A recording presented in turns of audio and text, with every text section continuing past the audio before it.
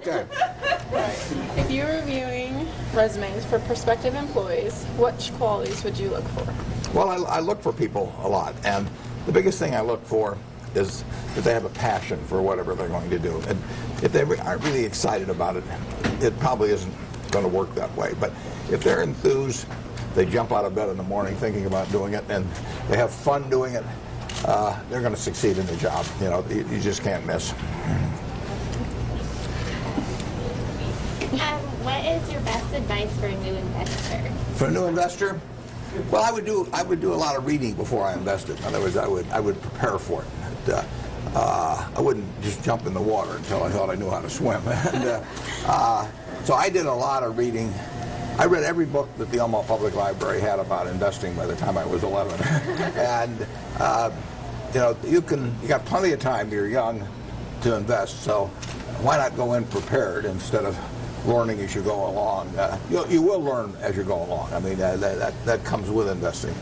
But it's better if you've done some thinking about it and sort of take your time getting into it.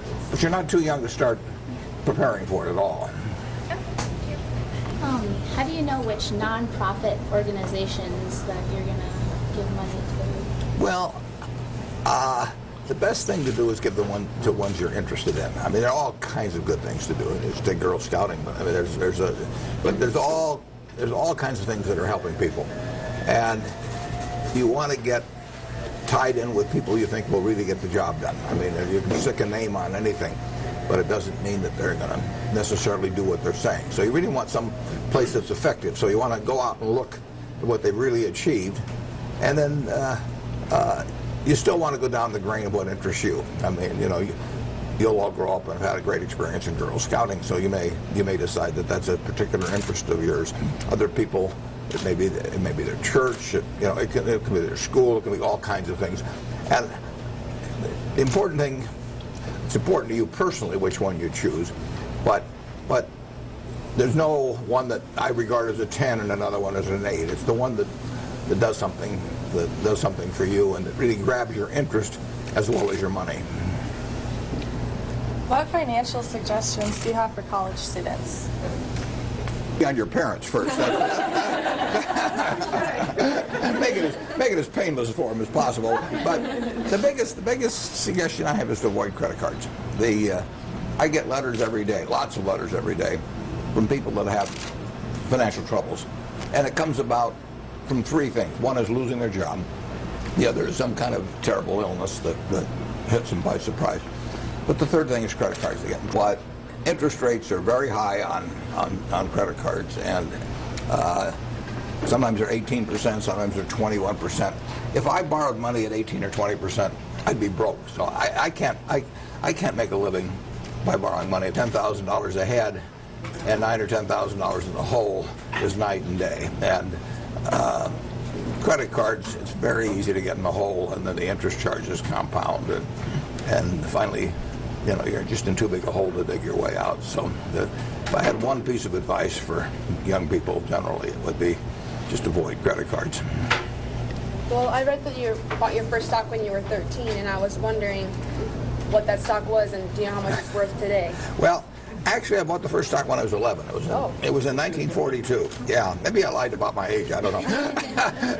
Yeah, I actually had to do it through my dad because they wouldn't take an order from a minor. But it was a company called City Service Preferred.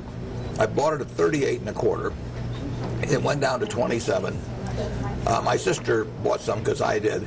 And she was very unhappy with me. We walked to school together, and she kept reminding me that I hadn't done very well by this stock. And then it started going up, and it got up to 40, and it'd been so painful when it was down to 27, and it was so painful hearing about it from my sister too, that I sold it. And then it went to about 210 after that, and it was a preferred stock, so they called it, so it isn't around anymore. But if I'd been a little more patient, I would have gotten off to a lot better start. I'm going to replace your blizzard. Sir, Okay. let me just work on this here. You were... Right. Right. Well, there you go. okay. Thank you.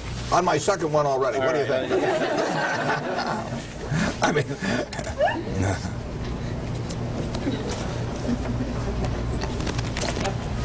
Well, let me ask you questions then. I'll quiz you. I think she does. What's your favorite part about being a Girl Scout?